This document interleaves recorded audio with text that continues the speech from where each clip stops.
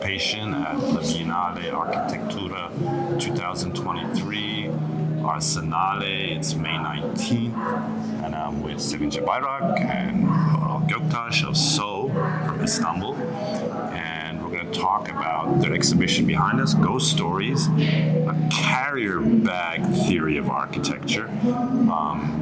I have had the pleasure of tracking and getting to know Sevince and Oral for 10 years, I guess. And they represent another generation of architects in Turkey that are increasingly more global and more, what we can say, theoretically minded. So, Sevince, this exhibition, I'd like to ask you how this exhibition fits into the approach of So that you've been pursuing for the last 10 years. What is the aspects of this exhibition that are sort of your concerns in architecture as an office?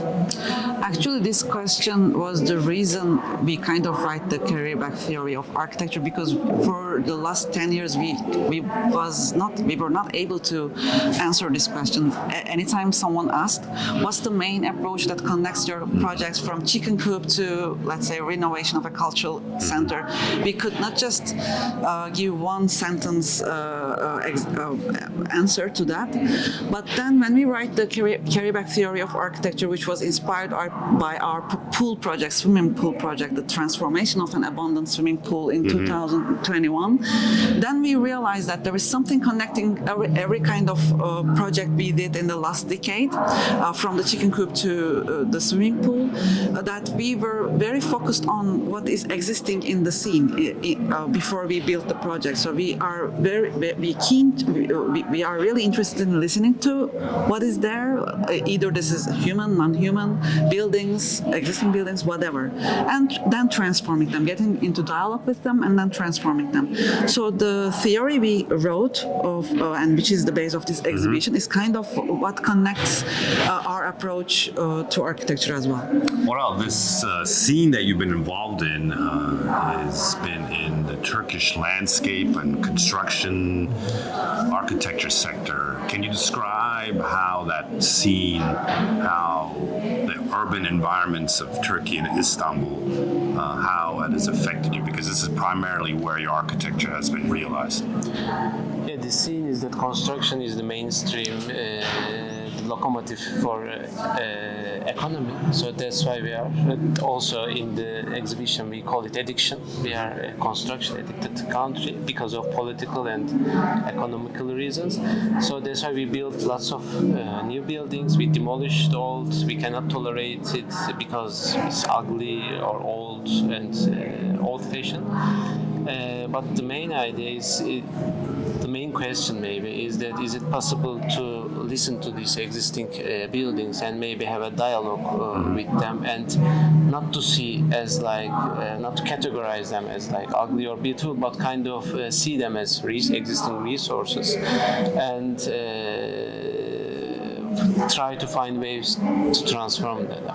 Sevince, these buildings that you were looking at, how did you assemble this collection of images and videos? You made an open call? Yes, but before the open call, for the first open call of İKSV to choose the curator, we made a research to get this, to have an idea how many buildings all around Turkey, what kind of typologies. Then we were already interested in this topic, but then we were kind of surprised that there is a huge variety of buildings, from airports to theme parks, because this is a very global problem. I mean, you may encounter it either in China or Korea or US, but what makes Turkey specific in this case, in this exhibition, is the variety of the typologies. So here, while we are assembling the cloud, we were trying to put together examples from different cities, different typologies, both public and private uses, and just to show the panorama of the whole landscape in the country of these abandoned buildings. Well, we see buildings, like, for example, back into the 60s and 70s, we see some buildings from that time. So it's sort of a catalog of Turkish architecture, both popular and from post World War II, I think, primarily. Do you see anything that ties all these buildings together in sort of post-war architecture in Turkey? Is there any, in terms of their modernist approach, or maybe we have a lot of kitsch elements? Anything you feel is... I think there is no kind of categorization to see them, because, for example, if you go to the old Soviet countries, you can categorize these buildings as like which were built during the Soviet era. Or if you go to Africa, you see these old colonial modernist buildings which are also abandoned. But in Turkey, the interesting thing is that we have all these different kind of categories. Not that you cannot say that this is the Republic area, this is modernist area, this is the post-Republic area. It's not like that. We have like really majority of different, because we have airports, we have like shopping malls, we have amusement parks, and all of these are aesthetically different types. You cannot categorize them by looking at the image. But maybe the thing is that always the main reason is this economical issues. So that's why it's not an issue about the aesthetic or design or architecture, but it's more about political and economical approach. Sevince, with this cataloging and documenting these buildings, you indicate a desire to transform them because they're sitting there as assets and buildings. In terms of a forward-looking architecture, you also made an AI kind of generation. Can you describe what kind of things were generated by your AI model that you trained? You trained that model, correct? Yeah, we trained a pre-trained model. We are collaborating with one of our team members. She's studying Merve Akdoğan, studying computational design in Boston right now. We collaborated with her for that part. We trained a pre-trained AI model by Stable Diffusion, and the reason we wanted to train our own model is that you can also already use some kind of ready models like DALL-E. But then the outcomes are not as we expect from this approach. I mean, when you say transform this building into something new, then it makes a huge transformation, putting a dome on it, making like a shiny facade. Yes, doing something from the scratch, almost demolishing and putting something new. So, but what did you train it with, though? We train it with all the data. How much data was plugged in? It's almost more than 19 buildings, and then we how many images? 19 images. Sorry, 900. 900 images. It's a Stable Diffusion trained model. Exactly. And what came out of that? Because I'm looking at it, it's some interesting... what came out of that? How do you read that? It's just transforms with a slightly touch. I mean, the main idea, because the woman is also reading the prompts there that we gave, the main idea is that to give transforming is not an intimidating thing. You just don't need to have to do big things with big budgets, but it's just a mindset you need to change. We also have some examples like you see behind there, the Metropole building in Mersin, which is like a 52-story skyscraper. Exactly, partially abandoned.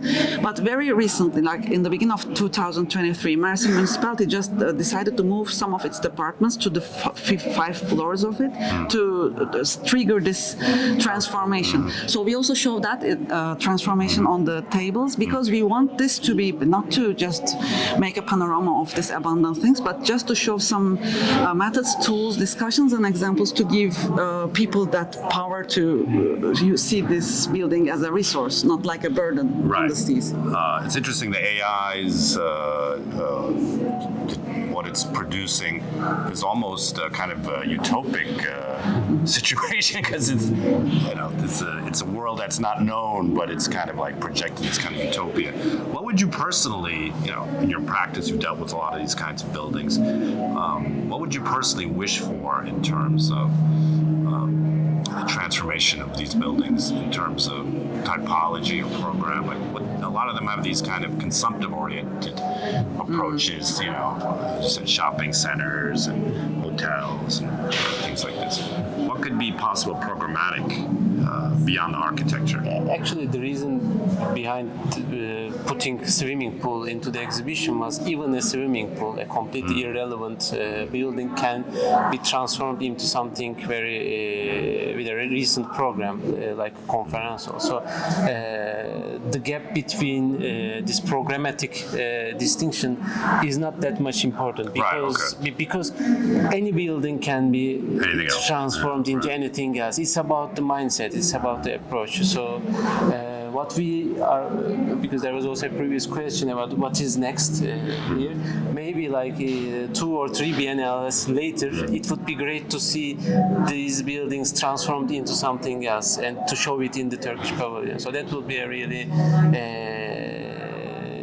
optimistic future, I guess, because since the main topic is about the laboratory of future, these are the Leslie Locos, the curator. The curators. Yeah, the future thinking here is definitely here, but I think the important part is that you've cataloged, identified some of these buildings from the abandoned Baroque castles to an office building, the pool. Turkey, this addiction in construction,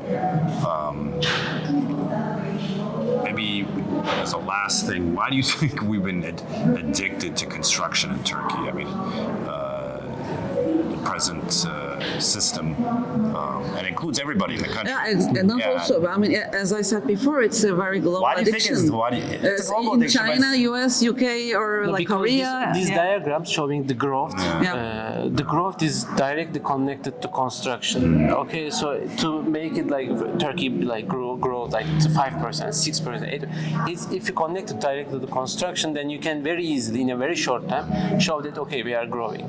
But it takes much more time to build a factory and produce something. Okay, so that's why since our politics just want it very fastly, and since all this economy is very much connected to construction, then there is a very narrow options. So construction is the best. As architects, you know, within this world of narrow options and architecture being a sort of part of this addiction, you know, how do you make sure that you don't become addicts in this thing? Like, what do you do to keep yourself somewhat?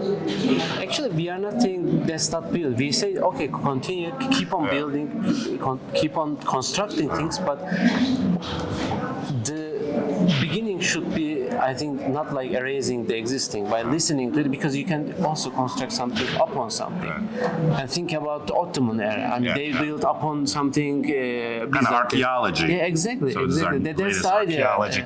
You can still create monumental things by putting things upon each other. It doesn't have to be from scratch. So, as a last question, I'd like to focus on this kind of lack of Turkishness or eclecticism. I mean, Turkish architecture is a very interesting behavior case in psychology because it's very, there's no like sort of language, you know, when you look for, as you said earlier, language, let's say Soviet architecture, looking for, you know, language in national architectures, Scandinavian, etc. Turkish architecture has had these national movements, but today is in a very eclectic position because there's very different types of things being. How would you categorize your generation specifically, you know, in this, if you look at, you know, you're both teachers and you teach other younger students, so what do you feel it is in your work? You talked a little bit about archaeology, but how connects you to the past of architecture in Turkey? What we were thinking with this exhibition, what could make Turkey distinct in the architectural scene, global architecture scene, could be the transformation of these huge existing stock, how we dealt with them, and like your idea of this 3 biennales. Actually, also in our office, if you just put our projects next to each other as a photograph, then it's not possible to say that, okay, this is one office produced all these images.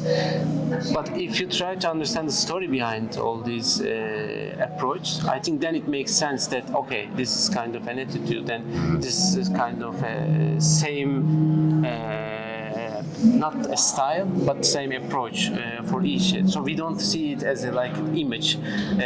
We don't think this collection as an stylish image.